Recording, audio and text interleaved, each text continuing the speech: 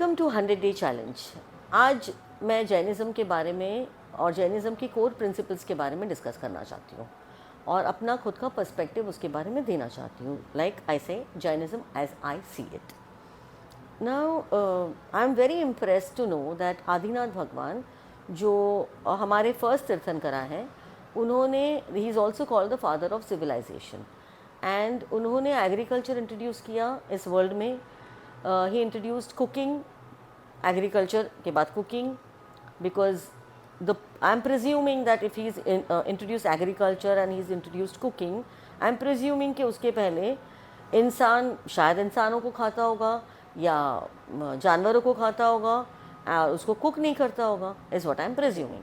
But yeah, so that's what he did. He introduced cooking, he introduced agriculture, he introduced law and he introduced arts and craft.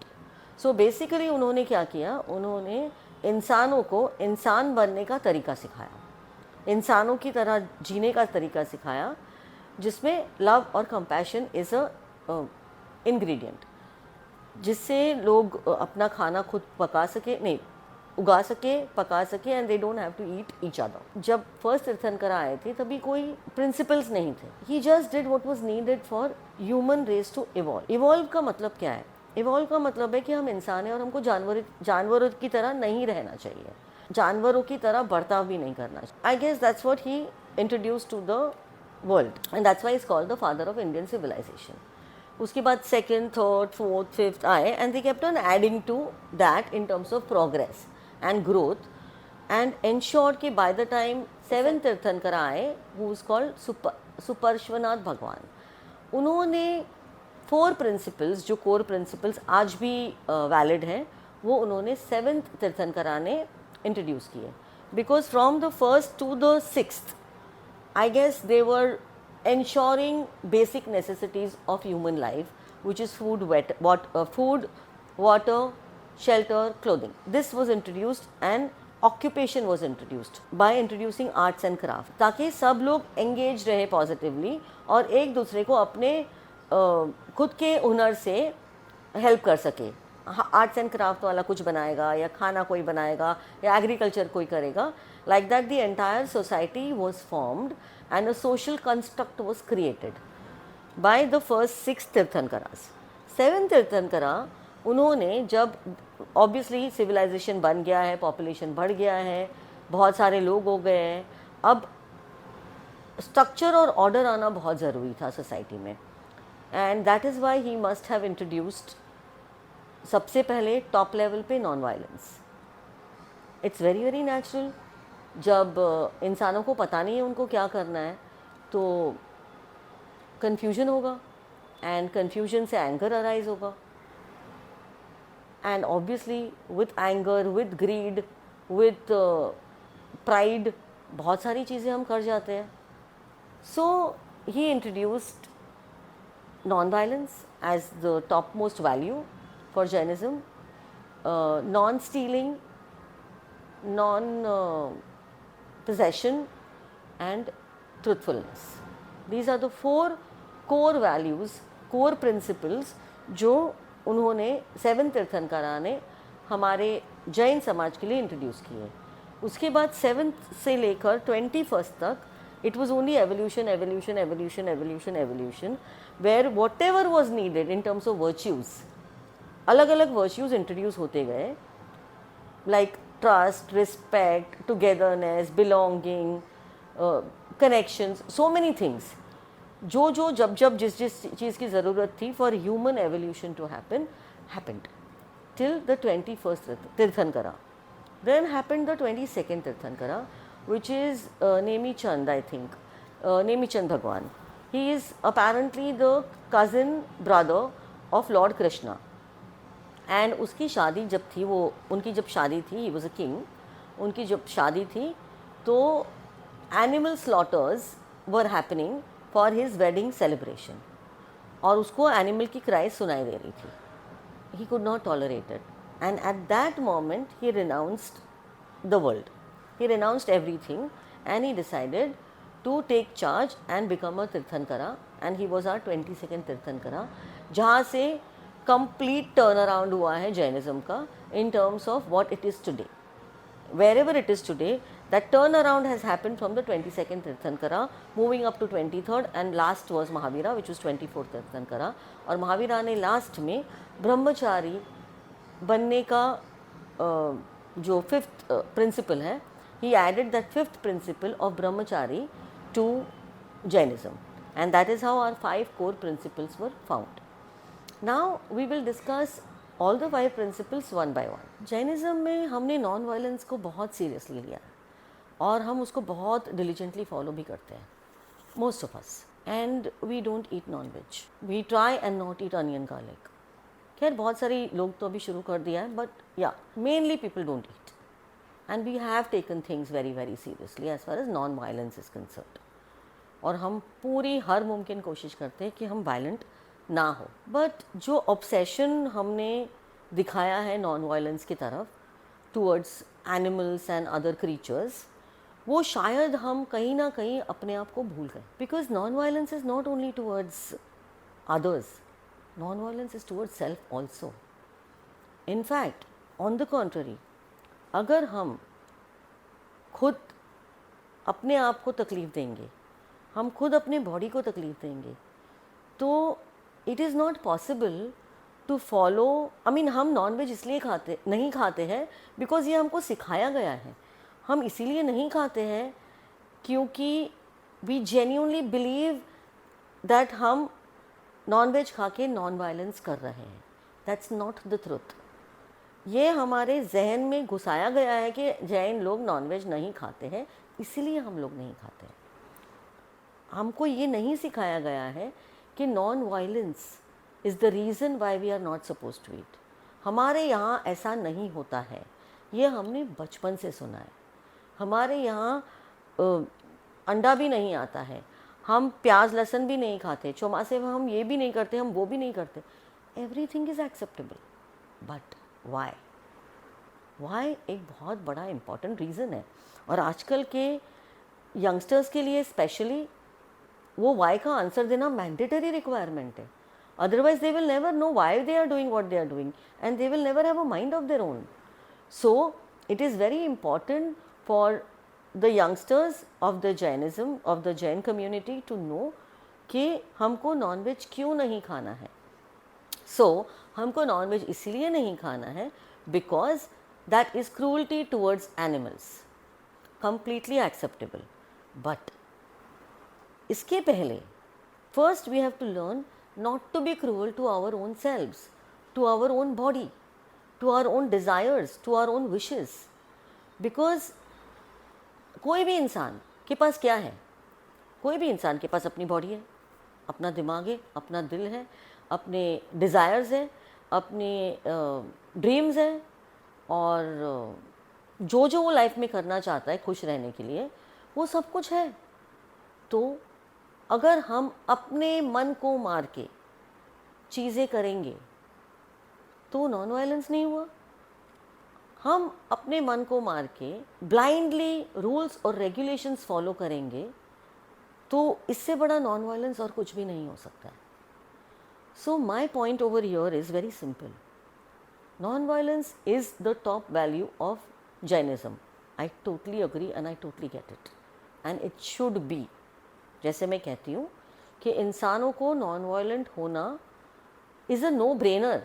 अगर इंसान non violent नहीं है तो वो इंसान ही नहीं है. मतलब the human being is worse than an animal.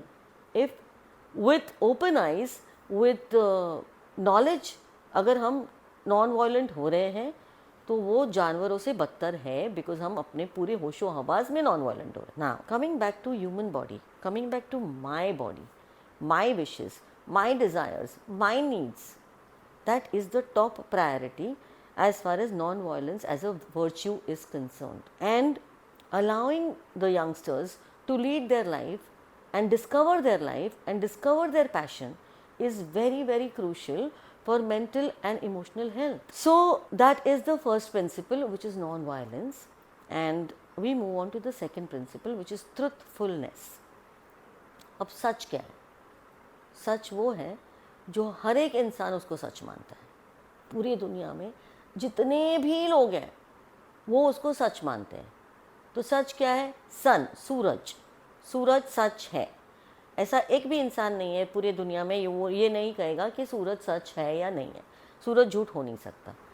तो जो जो नेचर की चीज़ें हैं, जो हमको पता है, जो दिख रही है, जो हम एक्सपीरियंस कर रहे हैं और जिसको कोई भी इंक्लूडिंग साइंस निगेट नहीं कर सकता है, वो है द नेचुरल रिसोर्सेज।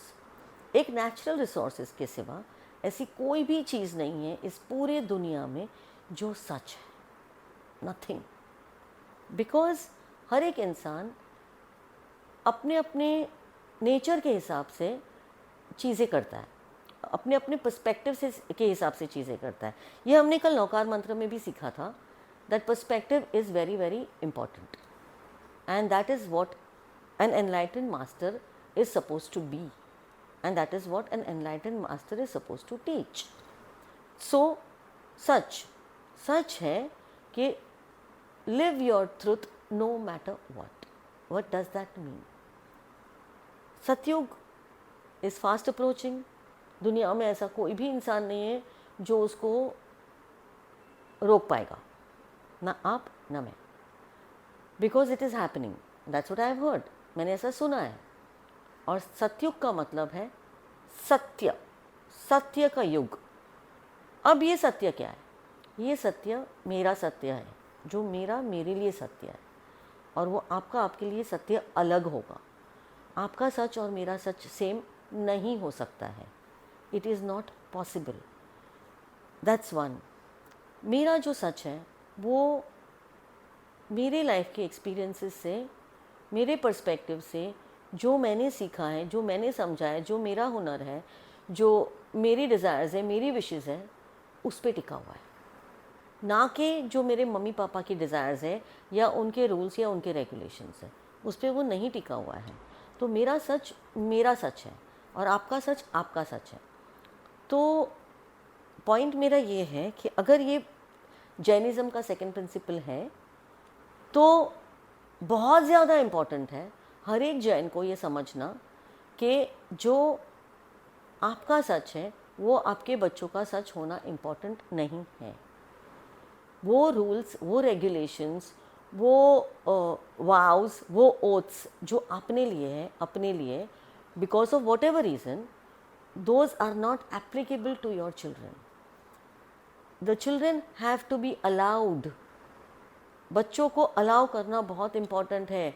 अपनी लाइफ डिस्कवर करना, अपने आप को डिस्कवर करना, अपने हुनर को डिस्कवर करना, और ये बेसिक रिस्पॉन्सिबिलिटी है एंटायर जैन कम्युनिटी की कि वो अपने बच्चों को प्रोत्साहित करे, वो अपने बच्चों को एक ऐसा मार्ग दिखाए कि बच्चा you're allowed to do, you're allowed to be, I trust you। Trust और फेथ अपने खुद के अपब्रिंगिंग में और अपने खुद के बच्चों में अगर आपके पास नहीं है तो वो झूठ है, क्योंकि इससे बड़ा झूठ तो और कोई हो ही नहीं सकता है। So that is our second principle which is satya, truth. Third principle which is asteya, which is non stealing. अब हम चोर उचक्के तो है नहीं, है ना। There is nobody in this whole world who is born a thief. हमेशा सर्कमस्टेंसेस ही होते हैं जो इंसान को चोर बना देता है, और तो कोई रीज़न ही नहीं है किसी को भी चोरी करने का।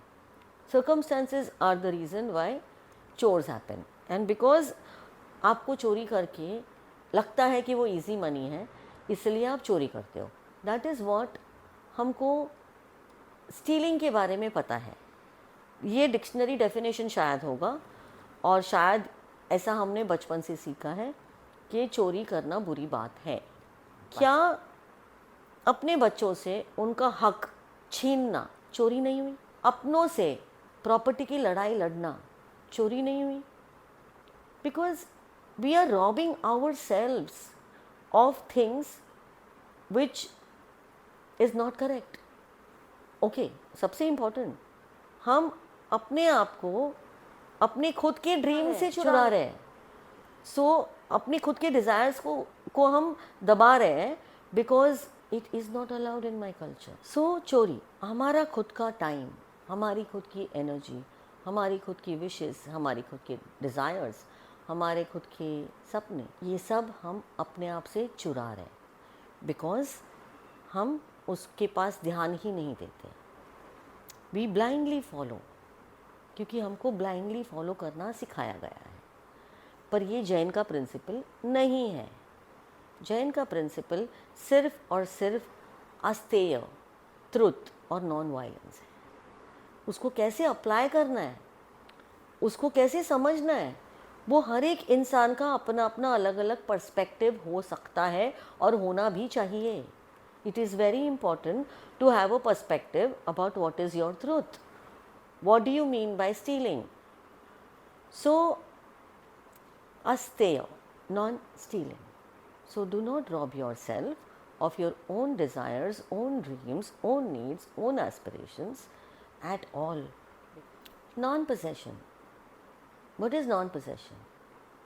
Non-possession is something जहाँ पे हम जब पैसा कमाते हैं तो चीज़ें खरीदते हैं, जब चीज़ें खरीदते हैं तो उसको घर में रखते हैं, और जब हम उसको घर में रखते हैं तो we are not able to let it गो।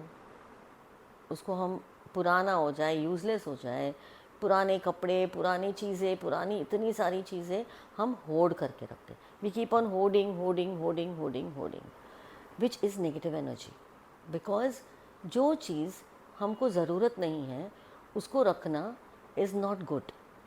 क्योंकि दुनिया में ऐसे बहुत सारे लोग हैं जिनके पास basic necessities, survival needs fulfil करने के लिए भी पैसे नहीं हैं।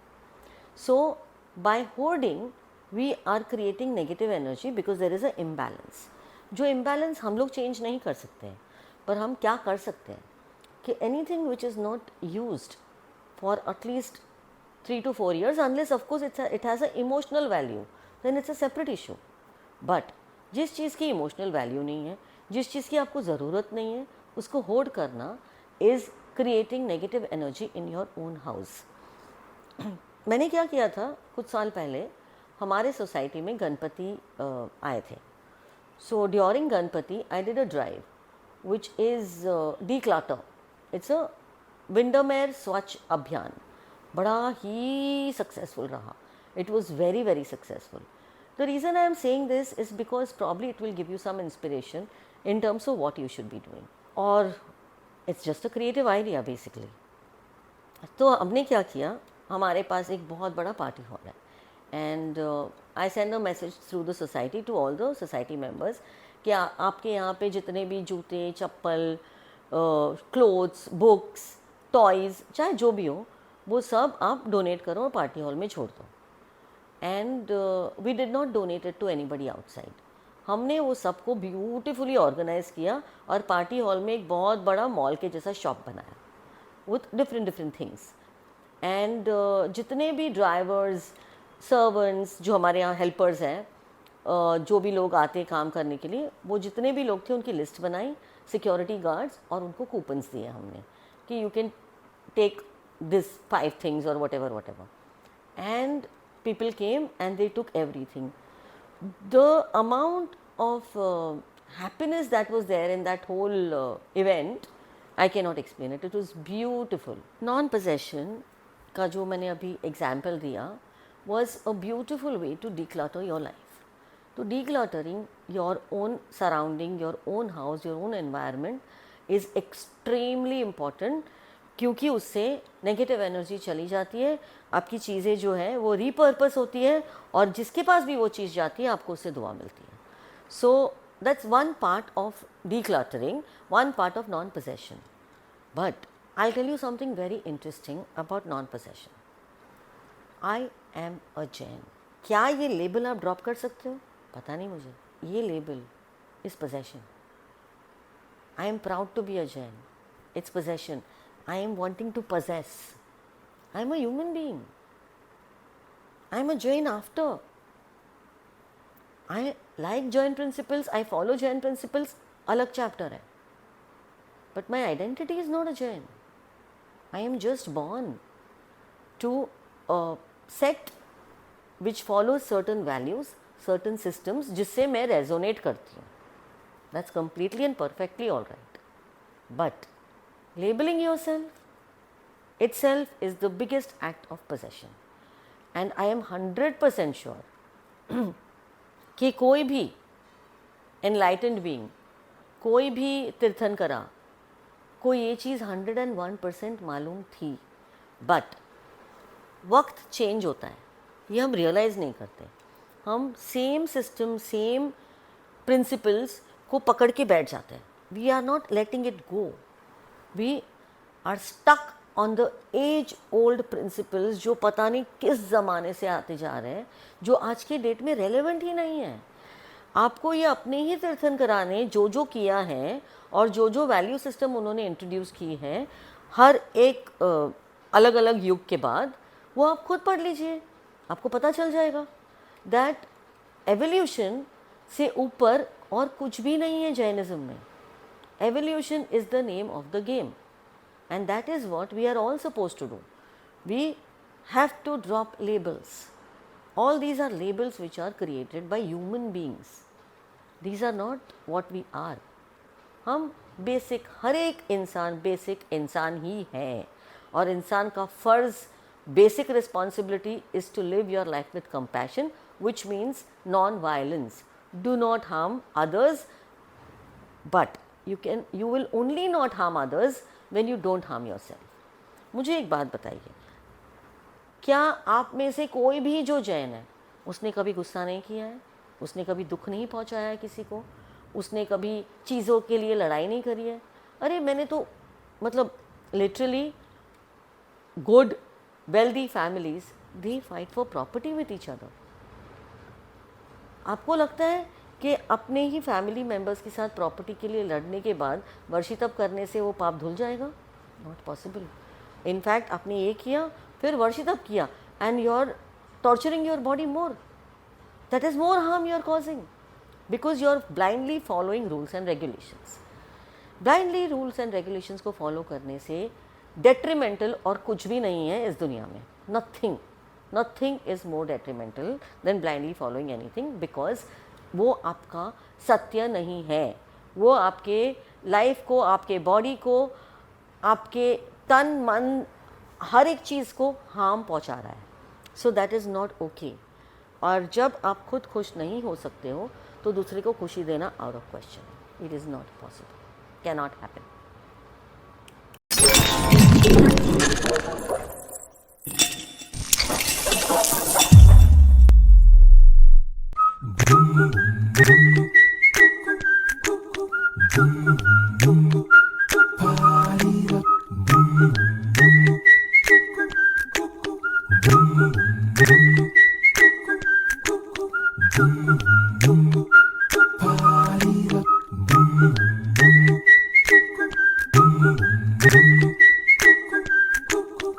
Boom.